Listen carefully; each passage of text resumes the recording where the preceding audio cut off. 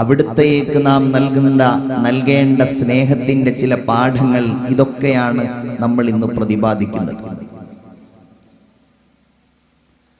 മുഹമ്മദുർ റസൂലുള്ളാഹ് സ്വല്ലല്ലാഹു അലൈഹി വസല്ലം അല്ലാഹുവിന്റെ ദൂതരായ മുഹമ്മദ് നബി സ്നേഹത്തിന്റെ നിറകുടമാണ് എന്നതാണല്ലോ നാം കേൾക്കുവാൻ ആഗ്രഹിക്കുന്നത്. ഒരു കാര്യം ആമുഖമായി ഞാൻ പറയുകയാണ്. നൂറ്റാണ്ടുകൾ പറന്നുപോയിട്ടും അനുപമ വ്യക്തിത്വമായി എപ്പോഴും നാമം കൊണ്ടും ഓർമ്മ കൊണ്ടും സമൂഹത്തിൽ നിലകൊള്ളുന്ന, ഹൃദയങ്ങളിൽ ജീവിക്കുന്ന ഏതെങ്കിലും ഒരാളുണ്ടെങ്കിൽ, ഏതു മേഖലയിലുള്ളയാളാവട്ടെ, അങ്ങനെ ഒരാൾ ഉണ്ടെങ്കിൽ അത് ലോകാനുഗ്രഹിയായ അഷ്റഫുൽ ഖൽഖ് മുഹമ്മദ് മുസ്തഫ സല്ലല്ലാഹു അലൈഹി വസല്ലമ തങ്ങൾ മാത്രമാണ്. ഒന്നുകൂടെ, ഇത്രയധികം സൂക്ഷ്മമായി വിലയിരുത്തപ്പെട്ട മറ്റൊരു ജീവിതവുമില്ല എന്നു മാത്രമല്ല, 5 ലക്ഷം സത്യസന്ധരായ നിവേദകന്മാരിലൂടെ ആ ജീവിതം നമ്മുടെ മുമ്പിൽ തുറക്കപ്പെട്ടിരിക്കുകയാണ്. അതാരാണോ നമ്മിലേക്ക് എത്തിച്ചു തന്നത്, അവരുടെ വ്യക്തിജീവിതം പോലും സമൂഹത്തിൽ ചർച്ച ചെയ്യപ്പെടുകയും രേഖപ്പെടുത്തപ്പെടുകയും ചെയ്തിട്ടുണ്ട് എന്നതാണ് ഏറെ കൗതുകകരമായ വസ്തുത എന്ന് പറയുന്നത്. തന്നെയുമല്ല, ഒരു ചലനത്തിന്റെ അല്പഭാഗം പോലും നഷ്ടപ്പെടുത്താതെ ഏതെല്ലാം രൂപങ്ങളിലായിരുന്നോ റസൂലുള്ളാഹി സ്വല്ലല്ലാഹു അലൈഹി വസല്ലമ തങ്ങൾ സംസാരിച്ചിരുന്നത്, അപ്പടിയാണ് അനുചരന്മാർ, അവരിൽ നിന്ന് കേട്ടവർ ഈ സംഭവങ്ങൾ നമ്മിലേക്ക് എത്തിച്ചു തന്നത്. അതും മുഹമ്മദുർ റസൂൽ സ്വല്ലല്ലാഹു അലൈഹി വസല്ലമ തങ്ങളെ കുറിച്ച് ഓർക്കുമ്പോൾ നമ്മുടെ ഹൃദയത്തിലേക്ക് വരേണ്ട ഒരു അത്ഭുതമാണ്. അവിടുന്ന് ചിരിച്ചു പറഞ്ഞിട്ടുണ്ടെങ്കിൽ അങ്ങനെ, കരഞ്ഞിട്ടുണ്ടെങ്കിൽ അങ്ങനെ, നിന്നിട്ടാണെങ്കിൽ അങ്ങനെ, ഗൗരവ സ്വഭാവത്തിലാണെങ്കിൽ ആ രീതിയിൽ, വിരൽ ചൂണ്ടിയിട്ടാണെങ്കിൽ അപ്രകാരം എന്നല്ല, ഏതെല്ലാം രൂപഭാവത്തിലായിരുന്നോ മുഹമ്മദ് മുസ്തഫ സല്ലല്ലാഹു അലൈഹി വസല്ലമ തങ്ങൾ അവർക്കിടയിൽ ജീവിച്ചത്, അതെല്ലാം വളരെ കൃത്യമായി നമുക്കിടയിലേക്ക് എത്തിയിട്ടുണ്ട് എന്നത് ലോകത്തിങ്ങനെ ഒരു മനുഷ്യൻ, അതുല്യനായ മനുഷ്യൻ, അനിർവചനീയമായ സവിശേഷതകളുടെ ഉടമയായ ഒരാൾ മുഹമ്മദ് മുസ്തഫ സല്ലല്ലാഹു അലൈഹി വസല്ലമ തങ്ങൾ മാത്രമാണ് എന്ന് വീണ്ടും നമ്മെ ബോധ്യപ്പെടുത്തുന്നു.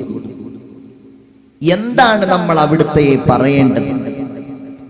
ഔസാഫുഹുമാ യന്തഹി തഅദാദുഹാ ഫൽമദ്ഹു യഖ്സുറു അൻ ബുലൂഗിൽ മഖ്സദി. വിശേഷങ്ങൾ പറഞ്ഞാൽ തീരില്ല. നിങ്ങൾ കടൽ കണ്ടിട്ടുണ്ടാകും, കടപ്പുറത്തുകൂടെ സഞ്ചരിക്കുന്നവരുണ്ടാകും നിങ്ങളുടെ കൂട്ടത്തിൽ. വൈകുന്നേര സമയങ്ങളിൽ അസ്തമാന സൂര്യന്റെ ചെങ്കതിരുകളെ സാക്ഷിയാക്കി കടൽ തീരത്തുകൂടെ സഞ്ചരിക്കുന്ന ഒരാൾക്ക് നമ്മോട് പറയാൻ കഴിയും, ഞാൻ കടൽ കണ്ടിട്ടുണ്ട് എന്ന്. പ്രഭാതത്തിൽ കൂട്ടുകാരോടൊന്നിച്ച് തന്റെ ജീവിതോപാധിയായി കാണുന്ന മത്സ്യബന്ധനം നടത്തുന്ന തൊഴിലാളികൾ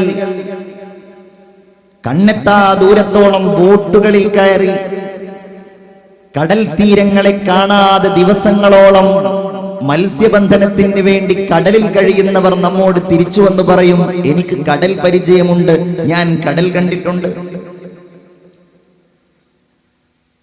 അന്തർവാഹിനികളിൽ കയറി കടലിന്റെ അഗാധതയിലേക്ക് മുങ്ങിത്താഴുന്നവരും അതിനെക്കുറിച്ച് പഠനം നടത്തുന്നവരും ചിപ്പികളെ കുറിച്ച്, മുത്തുകളെ കുറിച്ച്, പവിഴപ്പുറ്റുകളെ കുറിച്ച് പറയുന്നവരും നമ്മോട് പറയും, ഞാൻ കടൽ കണ്ടവനാണ്. വർഷങ്ങളോളം മാസങ്ങളോളം കടലിൽ സഞ്ചരിക്കുന്നവരും പറയും ഞങ്ങൾക്ക് കടൽ പരിചയമുണ്ട്. വലിയ ഒരു ശാസ്ത്രശാഖ കൂടിയാണ് കടലുമായി ബന്ധപ്പെട്ട വിജ്ഞാനം എന്നുകൂടി നാം അറിയണം. എന്നാലും കടൽ ബാക്കിയാണ്. എന്നാലും കടലിലെ അത്ഭുതങ്ങൾ, സമുദ്രത്തിലെ അത്ഭുതങ്ങൾ, വിസ്മയങ്ങൾ ഇനിയും ബാക്കിയാണ്. ഇതിനു സമാനനാണ് അഷ്റഫുൽ ഖൽഖ് ത്വാഹ മുഹമ്മദ് മുസ്തഫ സല്ലല്ലാഹു അലൈഹി വസല്ലം. കടൽ പോലെ അവിടുത്തെ ശ്രേഷ്ഠതകളും അവിടുത്തെ മഹത്വങ്ങളും അവിടുത്തെയുടെ അധ്യാപനങ്ങളും വാക്കുകളും പ്രവർത്തനങ്ങളും എല്ലാം നമ്മുടെ മുമ്പിൽ പരന്ന് വിശാലമായി കിടക്കുകയാണ്. ഒരു കാര്യം കൂടി, ഇതിൽ ഊഹാപോഹങ്ങളില്ല. ഇതിൽ കേവലം ഐതിഹ്യത്തിന്റെ സംസാരമില്ല. എന്താണ് ഞാൻ അങ്ങനെ പറയുന്നത്?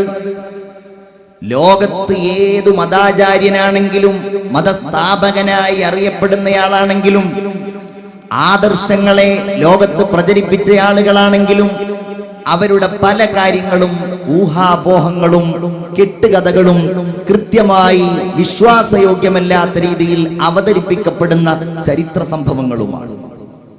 ഞാൻ വിമർശിക്കാൻ വേണ്ടി പറയുന്നതല്ല. ലോകത്തെ ഏറ്റവും കൂടുതൽ മതാനുയായികളുള്ള ആളുകളാണല്ലോ ക്രൈസ്തവ സമൂഹം. യേശുവിന്റെ ചരിത്രം കൃത്യമായി അവർക്ക് നിർവചിക്കുവാനോ പഠിക്കുവാനോ കഴിയില്ല. 6-ാം നൂറ്റാണ്ടിൽ ജീവിച്ച ഡയനീഷ്യസ് എക്സിഗുസ് എന്ന വലിയ പണ്ഡിതനാണ്, ക്രൈസ്തവ പുരോഹിതനായ പണ്ഡിതനാണ് ക്രിസ്തുവർഷം എന്ന കാലഗണനയെ ലോകത്തിന്റെ മുമ്പിൽ അവതരിപ്പിച്ചത്.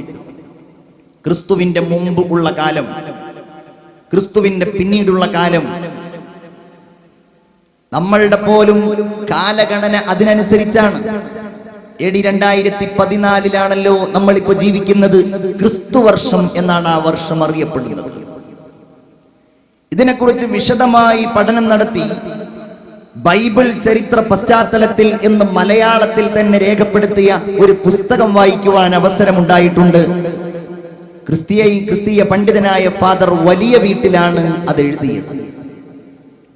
അദ്ദേഹം തെളിവുകൾ ഉദ്ധരിച്ചുകൊണ്ട് പറയുന്ന കാര്യം, സത്യത്തിൽ ക്രിസ്തുദേവൻ ജനിച്ചത് ഈ വർഷമാണ് എന്ന് കൃത്യമായി വിലയിരുത്തുവാനോ അത് ശരിയാണെന്ന് സമർത്ഥിക്കുവാനോ എനിക്കെന്നല്ല ഒരാൾക്കും കഴിയില്ല എന്നതാണ്. ബൈബിളിന്റെ ചരിത്ര പശ്ചാത്തലത്തിൽ അദ്ദേഹം വിവരിക്കുന്ന കാര്യം, ആ കാലഗണന തീർത്തും അബദ്ധമാണ്. കേവലം ഒരു വിശ്വാസത്തിന്റെ പുറത്താണ് ക്രിസ്തുവിന്റെ ജനനവുമായി ബന്ധപ്പെട്ട കാര്യങ്ങൾ വരുന്നത് എന്നാണ്. തന്നെയുമല്ല, എൻസൈക്ലോപീഡിയ ബ്രിട്ടാനിക്ക ക്രിസ്തുവിനെ സംബന്ധിച്ച് പറഞ്ഞ് വിലയിരുത്തുന്ന കാര്യം, ജീവിതത്തിലെ കേവലം 50 ദിവസങ്ങളിലെ ചരിത്രം മാത്രമേ ക്രിസ്തുവിൻ്റെതായി, യേശുവിൻ്റെതായി നമുക്ക് പറയുവാനും കാണുവാനും കഴിയുകയുള്ളൂ എന്നതാണ്. ഉദാഹരണം മാത്രം, അവരുടെ മതാചാര്യൻ, ഏതു മതാചാര്യനും പലരുടെയും അപൂർണമാണ്, പൂർണ്ണമല്ലാത്തതാണ്.